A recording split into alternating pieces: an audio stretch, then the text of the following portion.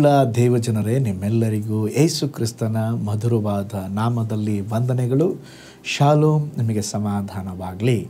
ಈ ದಿನ ದೇವರ ವಾಕ್ಯದ ಧ್ಯಾನಕ್ಕಾಗಿರುವಂಥ ವಿಷಯ, ಕೂಗನ್ನು ಕೇಳಿ ರಕ್ಷಿಸುವ ದೇವರು. ಅದಕ್ಕೆ ಆಧಾರವಾಗಿ ಕೀರ್ತನೆಗಳ ಗ್ರಂಥ 34 6ನೇ ವಚನ, ಕಷ್ಟದಲ್ಲಿದ್ದ ಈ ಮನುಷ್ಯನು ಮೊರೆಯಿಡಲು ಯೆಹೋವನು ಕೇಳಿ ಎಲ್ಲ ಬಾಧೆಗಳಿಂದ ಬಿಡಿಸಿದನು.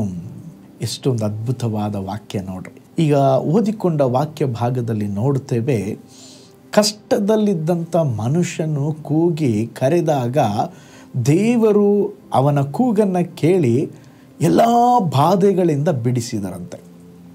ಈ ಮಾತನ್ನು ಯಾರು ಹೇಳ್ತಾ ಇದ್ದಾರೆ ಗೊತ್ತಾ? ದಾವೀದನು ಈ ಮಾತನ್ನು ನುಡಿಯುವಾಗ ಅವನ ಜೀವಿತ ಸಹ ಸಂಕಟದಿಂದ, ಕಷ್ಟದಿಂದ, ಶ್ರಮೆಯಿಂದ ಬಳಲುತ್ತಾ ಇದ್ದ. ಅವನ ಅನುಭವದ ಮಾತನ್ನು ಹೇಳುತ್ತಾ ಇದ್ದಾನೆ. ನಾನು ಕಷ್ಟದಲ್ಲಿ ದೇವರನ್ನು ನೋಡಿ ಕರೆದೆ, ಕರ್ತನು ನನಗೆ ಬಿಡುಗಡೆಯನ್ನು ಕೊಟ್ಟರು. ನಾವು ಯಾವಾಗ ನಿರಾಶೆ ಉಳ್ಳವರಾಗಿ, ಏಕಾಂಗಿಯಾಗಿ ದೇವರನ್ನು ಕರೆದರೂ ಆತನು ಕಿವಿಗೊಟ್ಟು ಕೇಳುತ್ತಾರೆ. ದೇವರು ದೂರವಾದವರಲ್ಲ, ಅವರು ನಮ್ಮ ಹತ್ತಿರದಲ್ಲಿ ಇರುವಂಥ ದೇವರು. ಒಂದು ಸಾರಿ ಯೆಹೋಶುವನು, ಅವನು ದೇವ ಭಕ್ತನಾಗಿದ್ದನು. ಒಮ್ಮೆ ಯುದ್ಧದಲ್ಲಿ ಇರುವಾಗ ಸೂರ್ಯ ಚಂದ್ರರು ಹಾಗೇ ನಿಲ್ಲಬೇಕೆಂಬುದಾಗಿ ಅವನು ಪ್ರಾರ್ಥಿಸಿದಾಗ ಹಾಗೇ ಸಂಭವಿಸ್ತಂತೆ. ನೋಡ್ರಿ, ಇದನ್ನು ಭೂಲೋಕದಲ್ಲಿರುವ ಒಬ್ಬರಾದರೂ ಮಾಡಲಾಗದ ಸಂಗತಿಯಾಗಿತ್ತು.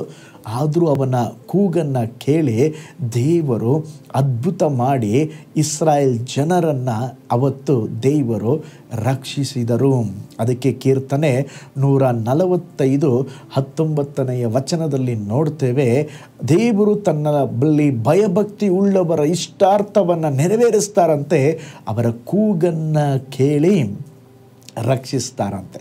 ನಾವು ದೇವರನ್ನ ನೋಡಿ ಕೂಗಿ ಕರೆಯುವಾಗ ದೇವರು ನಮಗೆ ಬಿಡುಗಡೆಯನ್ನು ಕೊಡ್ತಾರಂತೆ. ಒಮ್ಮೆ ಒಂದು ಸುವಾರ್ಥ ಕೂಟ ಒಂದು ಸ್ಥಳದಲ್ಲಿ ಏರ್ಪಡಿಸಲಾಗಿತ್ತು. ಅನೇಕ ಸಾವಿರಾರು ಜನರು ಆ ಕೂಟಕ್ಕೆ ಬಂದಿದ್ದರು. ದಿಢೀರೆಂಬುದಾಗಿ ಭಾರೀ ಮಳೆ ಬರಲಿಕ್ಕೆ ಆರಂಭಿಸಿತು. ಎಲ್ಲರೂ ಅಯ್ಯೋ, ಮೀಟಿಂಗ್ ಏರ್ಪಡಿಸಿದ್ದೇವೆ, ಏನು ಮಾಡಬೇಕು? ಎಲ್ಲರೂ ಕರಗಳ ಮೇಲೆ ಕೆತ್ತಿ ದೇವರನ್ನ ನೋಡಿ ಅವರು ಕೂಗಿ, ಎಸಪ್ಪ, ಇದು ಆಶೀರ್ವಾದ ಕೂಟ ಇಟ್ಟಿದ್ದೇವೆ, ದಯವಿಟ್ಟು ಮಳೆಯನ್ನು ಸ್ಟಾಪ್ ಮಾಡಿರಿ ಅಂತೇಳಿ ಪ್ರೇಯರ್ ಮಾಡಿದ್ರು. ನಡೆದಂಥ ಅದ್ಭುತ, ಮಳೆ ಆ ಕ್ಷಣವೇ ಸ್ಟಾಪ್ ಆಯ್ತಂತೆ. ಆ ವೇದಿಕೆ ಮೇಲೆ ಅನೇಕ ಅನ್ಯರು, ಅಧಿಕಾರಿಗಳು ಕೂತಿದ್ದರು. ಅವರು ಆಶ್ಚರ್ಯಪಟ್ಟರಂತೆ, ವಾವ್, ಪ್ರಾರ್ಥನೆಗಿರುವಂಥ ಮಹಿಮೆ, ಇವರು ಕೂಗಿ ಕರೆದ್ರು ತಕ್ಷಣವೇ ಮಳೆ ನಿಂತು ಹೋಗಿಬಿಡ್ತಲ್ಲಪ್ಪ ಎಂಬುದಾಗಿ. ನೋಡ್ರಿ ಪ್ರೀತಿಯುಳ್ಳ ದೇವಜನರೇ, ನಾವು ಸಹ ದೇವರನ್ನು ಕೂಗಿ ಕರೆಯುವಾಗ ದೇವರು ಕೇಳಿ ದೇವರು ನಮ್ಮನ್ನು ರಕ್ಷಿಸುತ್ತಾರೆ. ಅದಕ್ಕೆ ಯೆರೆಮೀಯ 33:3ನೇ ವಚನ ಹೇಳ್ತದೆ, ನನ್ನನ್ನು ಕೇಳಿಕೋ, ನಾನು ನಿನಗೆ ಸದುತ್ತರವನ್ನು ದಯಪಾಲಿಸುವೆನು. ಕೀರ್ತನೆ 145 18 19ರಲ್ಲಿ ನೋಡುತ್ತೇವೆ, ಯೆಹೋವನಿಗೆ ಮೊರೆಯಿಡುವವರು ಯಥಾರ್ಥವಾಗಿ ಮೊರೆಯಿಡುವುದಾದರೆ ದೇವರು ಹತ್ತಿರದಲ್ಲೇ ಇದ್ದಾರಂತೆ. ಅದು ಮಾತ್ರವಲ್ಲ, ಅವರ ಕೂಗನ್ನು ಕೇಳಿ ಅವರನ್ನು ರಕ್ಷಿಸುತ್ತಾರಂತೆ. ಪ್ರೀತಿಯುಳ್ಳ ದೇವಜನರೇ, ಇವತ್ತು ಅನೇಕ ಬಾಧೆಗಳು, ಕಷ್ಟಗಳು, ಸಾಲಗಳು, ರೋಗಗಳು ನಿಮ್ಮನ್ನು ಸ್ತೋತ್ರ ಸುತ್ತುವರೆದಿರಬಹುದು. ಅಯ್ಯೋ, ನನಗೆ ಬಿಡುಗಡೆ ಕೊಡುವವರು ಯಾರು, ನನಗೆ ಸಹಾಯ ಮಾಡುವವರು ಯಾರು ಎಂಬುದಾಗಿ ಅನೇಕ ಸಾರಿ ನೀವು ಯೋಚನೆ ಮಾಡಿರಬಹುದು. ನೀವು ದೇವರನ್ನು ನೋಡಿ ಕೂಗಿ ಕರೆಯುವಾಗ ದೇವರು ನಿಮ್ಮನ್ನು ರಕ್ಷಿಸ್ತಾರೆ, ದೇವರು ನಿಮಗೆ ಬಿಡುಗಡೆ ಕೊಡ್ತಾರೆ, ದೇವರು ನಿಮಗೊಂದು ಅದ್ಭುತವನ್ನು ಮಾಡುತ್ತಾರೆ. ಕಣ್ಗಳನ್ನು ಮುಚ್ಚೋಣ, ಪ್ರಾರ್ಥಿಸೋಣ. ಪರಲೋಕದಲ್ಲಿ ವಾಸ ಮಾಡುವ ನಮ್ಮ ತಂದೆಯಾದ ದೇವರೇ, ನಮ್ಮ ಕೂಗನ್ನು ಕೇಳಿ ರಕ್ಷಿಸುವ ದೇವರು. ಅಪ್ಪ, ಈ ಸಮಯದಲ್ಲಿ ಕೂಡ ಎಷ್ಟೋ ಜನರು ಹಲವು ವಿಧವಾದ ಸಂಕಷ್ಟಗಳಲ್ಲಿ, ಸಮಸ್ಯೆಗಳಲ್ಲಿ ಸಿಲುಕಿ ಒದ್ದಾಡುವಂಥ ಅನುಭವದಲ್ಲಿ ಇರುವವರು ಉಂಟು ಸ್ವಾಮಿ. ಅಂಥವರೆಲ್ಲರನ್ನ ಸಂಧಿಸ್ರಿ, ಮುಟ್ರಿ, ಅವರ ಜೀವಿತದಲ್ಲಿ ಒಂದು ಬಿಡುಗಡೆಯನ್ನು ಕೊಡ್ರಿ. ಈ ಸಮಯದಲ್ಲಿ ಕೂಡ ನಮ್ಮ ಜೀವಿತದಲ್ಲಿ ಒಂದು ಬಿಡುಗಡೆ ಇಲ್ವಾ ಎಂಬುದಾಗಿ ಯಾರೆಲ್ಲ ಇದನ್ನು ನೋಡುತ್ತಾ ಇದ್ದಾರೋ ಅವರ ಜೀವಿತದಲ್ಲಿ ಒಂದು ಅದ್ಭುತ ಸಂಭವಿಸಲಿ. ನಿನ್ನನ್ನು ನೋಡಿ ಕೂಗಿ ಕರೆಯುವಾಗ ಅವರ ಜೀವಿತದಲ್ಲಿ ಒಂದು ಬಿಡುಗಡೆಯನ್ನು ಕೊಡ್ರಿ. ನಮ್ಮ ಪ್ರಾರ್ಥನೆ ಕೇಳಿದ ಪ್ರೀತಿಗಾಗಿ ಸ್ತೋತ್ರ, ಯೇಸುವಿನ ಹೆಸರಿನಲ್ಲಿ ತಂದೆಯೇ, amen amen. Praise the lord. ಕರ್ತನು ನಿಮ್ಮನ್ನು, ನಿಮ್ಮ ಕುಟುಂಬವನ್ನು ಬ್ಲೆಸ್ ಮಾಡಲಿ. ಕಷ್ಟದಲ್ಲಿದ್ದೀರಾ, ವ್ಯಾಧಿಯಲ್ಲಿದ್ದೀರಾ, ಇಕ್ಕಟ್ಟಿನ ಪರಿಸ್ಥಿತಿಯಲ್ಲಿದ್ದೀರಾ, ಭಯಪಡಬೇಡ್ರಿ. ದೇವರನ್ನು ನೋಡಿ ಕೂಗ್ರಿ. ದೇವರು ನಿಶ್ಚಯವಾಗಿ ನಿಮಗೆ ಬಿಡುಗಡೆ ಕೊಡ್ತಾರೆ. God bless you.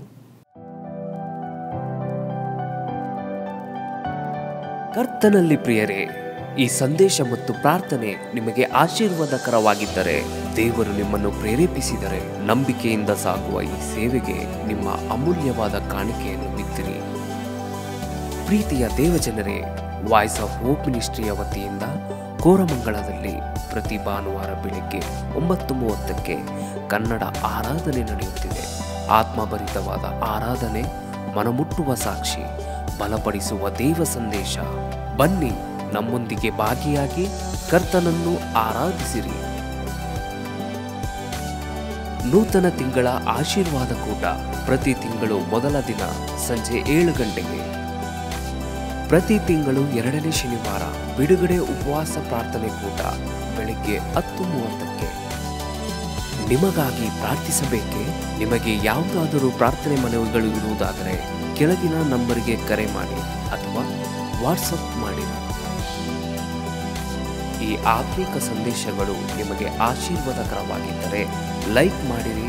ಇಂಥ ಅದ್ಭುತ ಸಂದೇಶ ಪ್ರತಿದಿನ ನೋಡಲು ಬಯಸುವುದಾದರೆ ಸಬ್ಸ್ಕ್ರೈಬ್ ಮಾಡಿ ಹಾಗೂ ಇತರರೊಂದಿಗೆ ಶೇರ್ ಮಾಡಿರಿ. ಕರ್ತನು ನಿಮ್ಮನ್ನು, ನಿಮ್ಮ ಕುಟುಂಬವನ್ನು ಆಶೀರ್ವದಿಸಲಿ.